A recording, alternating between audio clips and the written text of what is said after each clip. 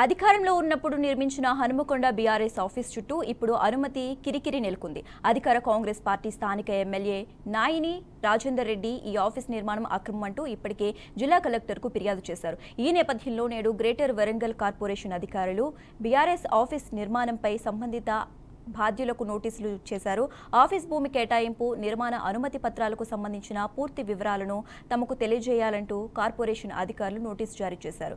3 రోజుల్లో అనుమతి పత్రాలు అందించుకుంటే మున్సిపల్ చట్టం ప్రకారం చర్యలు తీసుకుంటామని హెచ్చరించారు. కాగా ఇప్పటికే 2 సార్లు నోటీసులు తిరస్కరించారు బీఆర్ఎస్ నేతలు.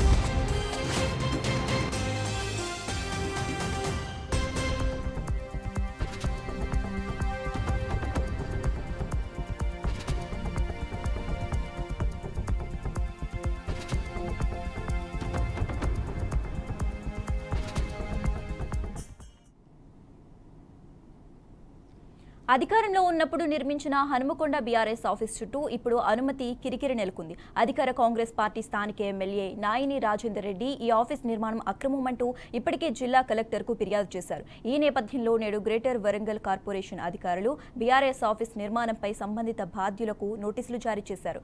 ఆఫీస్ భూమి కేటాయింపు, నిర్మాణ అనుమతి పత్రాలకు సంబంధించిన పూర్తి వివరాలను తమకు తెలియజేయాలంటూ కార్పొరేషన్ అధికారులు నోటీసులు జారీ చేశారు.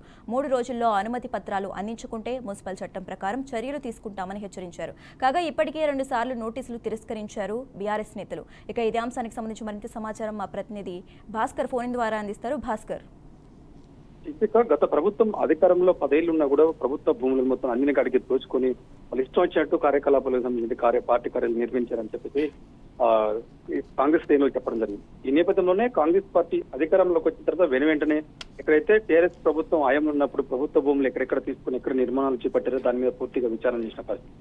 దానిలో భాగంగా ఇవాళ హన్మకొండ జిల్లా బీఆర్ఎస్ పార్టీ కార్యాలయానికి మున్సిపల్ అధికారులు అయితే నోటీసులు ఇవ్వడం జరిగింది. గతంలో కూడా 2 సార్లు నోటీసులు ఇచ్చినా కూడా దానికి ఎలాంటి స్పందన లేకపోవడంతో ఇవాళ నేరుగా వచ్చి హన్మకొండ జిల్లా అధ్యక్షుడు దాస్యం వినయభాస్కర్ కి స్వయంగా నోటీసులు అందించడం జరిగింది. అయితే మీ ఇష్టం వచ్చినట్టు కట్టుకోవడానికి దీనికి ఎలాంటి పర్మిషన్ లేదు, మున్సిపల్ నుంచి నోటీసులు ఇచ్చిన రిప్లై లేదు కాబట్టి మీకు ఎలాంటి అనుమతి తీసుకుని కట్టారు, ఇక్కడ ఎన్ని ఫ్లోర్ లో బిల్డింగ్ పర్మిషన్ తీసుకున్నారు, ప్రభుత్వం నుంచి ఉన్నటువంటి అనుమతులు ఏంటి, ఆ కాగితాలని 2 రోజుల్లో సబ్మిట్ చేయాలని చెప్పడం జరిగింది. గతంలో 2 సార్లు ఆ నోటీసులు ఇచ్చినా కూడా ఎలాంటి స్పందన లేకపోవడంతో ఇవాళ నేరుగా నోటీసులు వచ్చి హన్మకొండ జిల్లా అధ్యక్షుడు దాస్యం వినయభాస్కర్ అందించడం జరిగింది. ఏదైతుందో హన్మకొండలో ప్రధానమైనటువంటి హన్మకొండ ఉమ్మడి వరంగల్ జిల్లాకు హన్మకొండ గుండెకాయ లాగా ఉంటుంది. ప్రధానమైనటువంటి చాలా వాల్యుబుల్ ల్యాండ్ ఉంటుంది. ఆ ల్యాండ్ లో 1000 ప్రభుత్వ భూమిలో వాళ్ళు ఇష్టం వచ్చి ఇష్టాతీరుగా ప్రభుత్వ కార్యాలయం పార్టీ ఆఫీస్ ను కన్స్ట్రక్షన్ చేయడం.